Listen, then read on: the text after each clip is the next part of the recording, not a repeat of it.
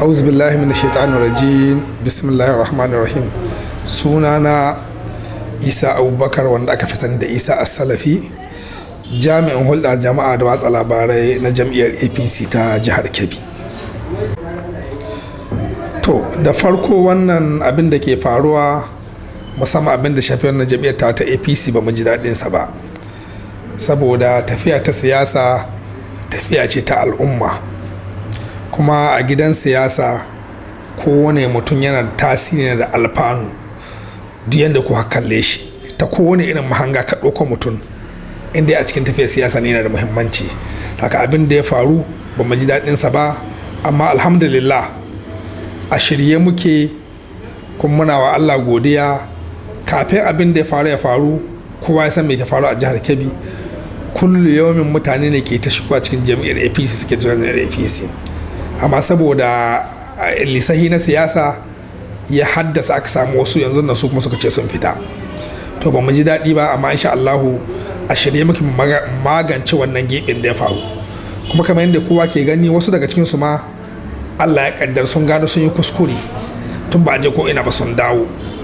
Sannan fitar da waɗancan suka yi sai ta haifar da su kuma inda suka je, waɗanda suka sama su kuma suka ji ba su son tafiya da su, saboda siyasa riga yanci ce, wato riga ce kowa ya ɗunka daidai irin wanda ke mawayansa. Haka wannan abin ba wani abu ne a gidan siyasa, abu ne wanda ya saba faruwa, kuma zai ci gaba da faruwa da yanzu har ranar za a jefa ƙuri'a. Wannan shine abin da zai iya faɗa a cikin wannan. To wannan zai bani mamaki, domin idan ka tabbatar da cewa da kai aka jami'ar APC ka san cikinta da wajenta, to me kawo batun tono asiri? In za ka to asiri kanka za ka wa kenan. Ban san kowane ne ba, amma idan yana hasashen cewa kowane ne kila ba abin kwarai shi yayi ba, dalili yasa yanzu ya fita. Saka inda ya samu kansa yake ganin yana wani abin da yake zai tona na asiri, wanda muka ganin cewa ko menene idan aka fallasa wannan abin, insha Allah wannan abin zai kare a kansa. Domin duk wanda haka fasa APC da shi na asali suna nan APC a halin yanzu. In ban manta ba, duk 'yan jihar Kebbi muke zan mention sunan mutum uku. Na farko akwai SAN Cika Malami, ministan shari'a na yanzu. Na biyu akwai Attahiru Macido. Na uku akwai Dan Malikin Argungu. Waɗannan su suka jami'ar APC jihar Kebbi, kuma halin yanzu suna cikin jami'ar APC. Duk wani wanda ke da'awar cewa shi haka fata, to sai dai zama dan baranda, ko kuma wanda aka yi amfani da wani abu na duniya aka jawo shi ya shigo jam'iyyar APC a wannan lokacin, yanzu kuma ya ga kila babu wani abin da yake son ya samu, ko abin da cika samu ya fice yanzu. Haka ba abin mamaki ba ne. Alhamdulillah, matakin da muke shirin ɗauka mun riga mun ɗauka, kuma duniya ta gani. Dan wasu daga cikin wanda Allah ya kaddara suka ce sun fita, ba a wuce kwana ɗaya ba suka yi da ba suka ce sun dawo. Sanadiyan wannan, tun ran da aka fara wannan abin babu ranar da muka zauna. Yau muna Koko, jibi muna Mayyama, gata muna Yawuri, cafta muna Zuru, duka mine ne muna karɓar mutanen da suke shigowa jam'iyyar APC daga sauran jam'iyyu, ba daga jam'iyyar PDP kadai ba, daga dukkanin jam'iyyu, PRP ce, NNPP ce, PDP ce, da sauran jam'iyyu. Kullu yaumin muna samun jama'a suna barin jam'iyyu suna zuwa. Amma ni dai wannan baya bani shawa, saboda na fi son siyasa ta aƙida, ba siyasa ta sayar da mutunci ba. Wannan shi zan iya cewa a wannan gabat. To alhamdulillah, alhaƙiƙanin gaskiya, musamman siyasa da muka samu kama a cikin ta yanzu, 'yan midiya suna cikin ƙashin bayan siyasa a halin yanzu.